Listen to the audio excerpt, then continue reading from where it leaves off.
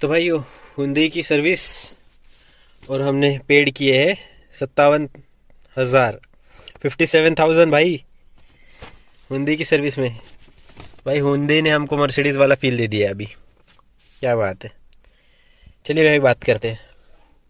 नमस्कार दोस्तों, मेरा नाम है नवीन। स्वागत है आपका नवीन कारोबार में। जैसा कि आपने पिछली वीडियो में देखा था कि मैं अपनी गाड़ी को हुंडई में लेके गया था सर्विस के लिए, जो कि इससे पहले मैंने सर्विस तो एक्चुअली किया था जुलाई मंथ में, जो कि इस साल के जुलाई 2024 में सर्विस किया था। उसमें इन्होंने थोड़ा सा ऑयल चेंज वगैरह किए थे और जनरल मेंटेनेंस जिसे कहते हैं वो उन्होंने किया था। बट इसके बाद क्या मुझे दिक्कत आ रही थी कि स्टीयरिंग में ना, जब जैसा हम काट रहे थे किसी भी और डायरेक्शन में, तो स्टेबल कंडीशन में जब गाड़ी स्टेशनरी है उस वक्त ना थोड़ा सा एक माइन्यूट कट आवाज आ रहा था। और इस साइड के जो लेफ्ट कैलिपर उससे भी कुछ कुट ऐसा आवाज आ रहा था। जब हम लोग रंबल स्ट्रिप्स पे वगैरह जाते हैं या ब्रेकर्स में या फिर खड्डों में जा रहे थे ना, तो वो बहुत ज्यादा इरिटेटिंग हो रहा था।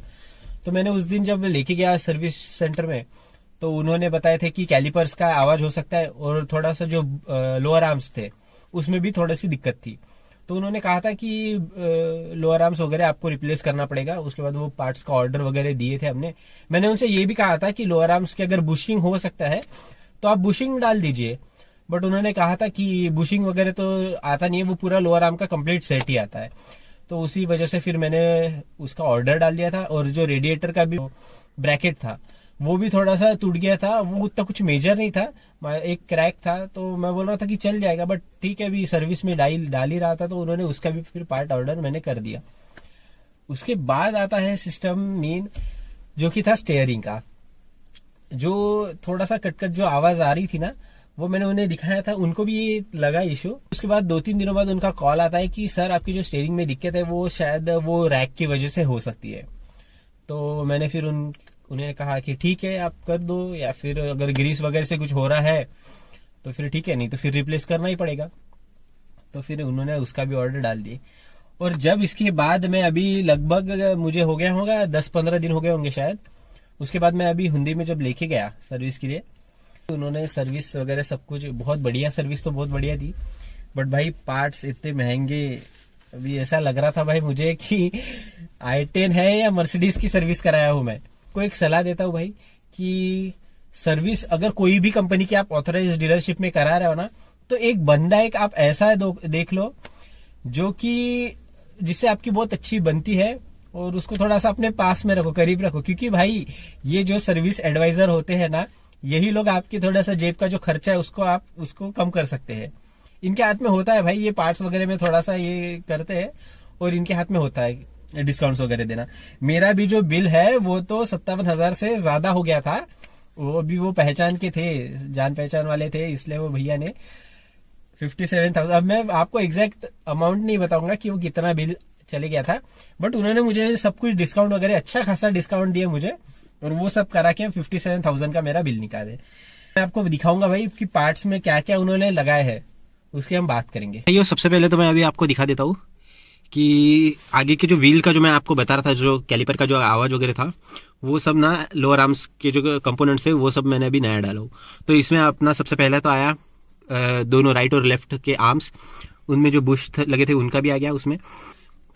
और उसके बाद गैस्केट सीलेंट, ये सब तो मैंने जो इंजन में थोड़ा सा ऑयल वगैरह ऊपर से लीक हो रहा था मींस, तो उसमें जो गैस्केट वगैरह थे उसे मैंने वापस रिप्लेस करके नए डाले।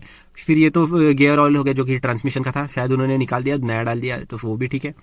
और इसके बाद था लिंक असेंबली, फ्रंट स्टेबलाइजर, ये सब सस्पेंशन से रिलेटेड पार्ट्स है भाई, ठीक है। ये MDPS भाई मोटर ड्रिवन पावर स्टीयरिंग का एक इलेक्ट्रॉनिक कंट्रोल यूनिट होता है, जो कि सारे काम फंक्शन करता है कि स्टीयरिंग से रिलेटेड, कि ये किस डायरेक्शन में कटने को ना, कितना एंगल से स्टीयरिंग घूम रहा है, कितना टॉर्क लग रहा है घूमने के लिए, इन सब चीज़ों को ये सब मॉनिटर, आप एक हिसाब से समझ लीजिए कि ये स्टीयरिंग का इलेक्ट्रॉनिक कंट्रोल यूनिट है, ठीक है, जो कि स्टीयरिंग का कंप्यूटर सिस्टम इसे हम कहते हैं। फिर ये स्टीयरिंग की जो मोटर है भाई, ये भी है, इसी में आ गई।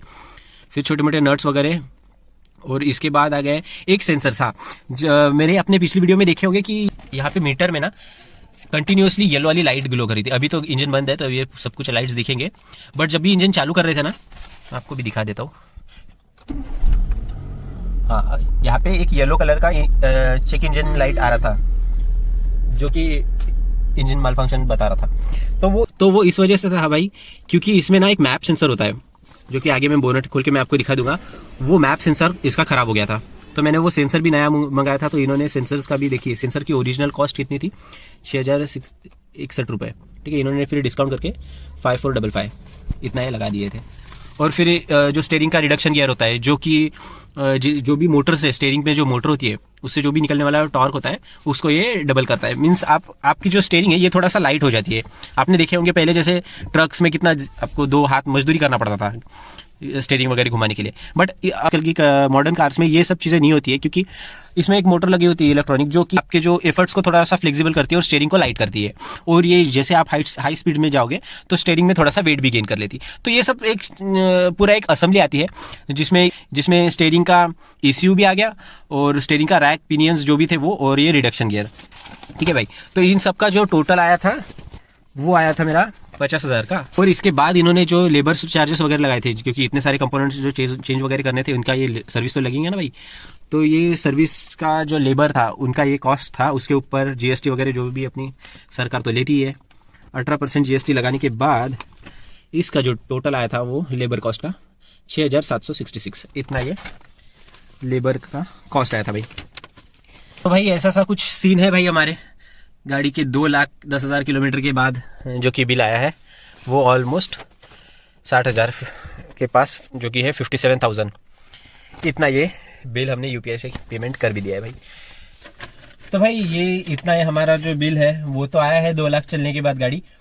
ऐसा था कि मेरे यार दोस्त वगैरह कुछ बोल रहे थे कि भाई गाड़ी बेच दे, इतना 2 लाख चलने के बाद ऐसा मेंटेनेंस तो आना ही है। ऑफ कोर्स भाई आना ही है, क्योंकि इतनी ज्यादा चल गई है गाड़ी, और धीरे धीरे कुछ ना कुछ पार्ट्स तो भाई निकलेंगे मेंटेनेंस का। और देखिए भाई, अभी मेरी गाड़ी को ऑलमोस्ट 14-15 साल होते आ रहे हैं, और अभी भी वेल्ड कंडीशन में, कुछ ना इंजन से कुछ प्रॉब्लम है कुछ। जब तक हम इसका मेंटेनेंस नहीं करेंगे अच्छे तरीके से, पार्ट्स अगर रिप्लेस नहीं होंगे, नए पार्ट्स, जेन्युइन पार्ट्स अगर लगेंगे नहीं, तो गाड़ी और ज्यादा चलेगी नहीं। और इसको बेचने का सबसे बड़ा बात भाई सेंस नहीं बनता है, क्योंकि आजकल ये गाड़ियां इतनी महंगी हो गई है, और मैं इसको बेचने जाऊंगा तो इसका ज्यादा से ज्यादा कितना दे देंगे लोग, 1.5-2 लाख, इतना तो गाड़ी का है। और आजकल इतने में तो बाइक भी नहीं आ रही है, बाइक भी बड़ी मुश्किल से, यूनिकॉर्न भी आजकल चंद्रपुर में हमारे यहाँ 137-140 के ऐसा कुछ यूनिकॉर्न आ रही है। तो भाई कोई सेंस नहीं बनता ना, फिर 1.5 लाख की गाड़ी आप ये बेच रहे हो, 4 व्हीलर, जिसमें सब सुविधा है भाई, बारिश धूल मिट्टी से आप बच सकते हो, तो फिर बेचने का कोई सेंस नहीं बनता। बट इस साल जो सर्विस का कॉस्ट है भाई, सही में ये लिटरली बहुत ज्यादा हुआ है। बट इससे और 2-3 साल बढ़िया और गाड़ी अभी चल सकती है भाई। इसको अभी बेचने का तो फिलहाल कोई इरादा है नहीं। बाकी ऐसा अगर आप जनरल मेंटेनेंस करते हो भाई, तो कम से कम 4-5-8 हजार इतना ये अभी इसका सर्विस आ ही रहा है, क्योंकि गाड़ी की भी एज हो गई है, और वैसे वैसे पार्ट्स के वियर एंड टीयर्स होंगे, तो वैसे वैसे इसकी कॉस्ट भी बढ़ेंगी। और सबसे बड़ी दिक्कत तो ये है कि ये जो मॉडल है वो एक्चुअली बंद हो गया है। तो जो भी गाड़ी का मॉडल अगर बंद हो रहा है, या फिर जो भी हॉट सेलिंग कार्स नहीं है, आप उनको सही में अवॉइड कीजिए, क्योंकि इसमें मेंटेनेंस में भी आपको थोड़ा सा फर्क गिरेगा। क्योंकि अगर पार्ट्स, गाड़ी एक्चुअली बंद हो गई है, तो फिर कंपनी भी धीरे धीरे कुछ दिनों तक पार्ट्स बनाती है और उसके बाद छोड़ देती है।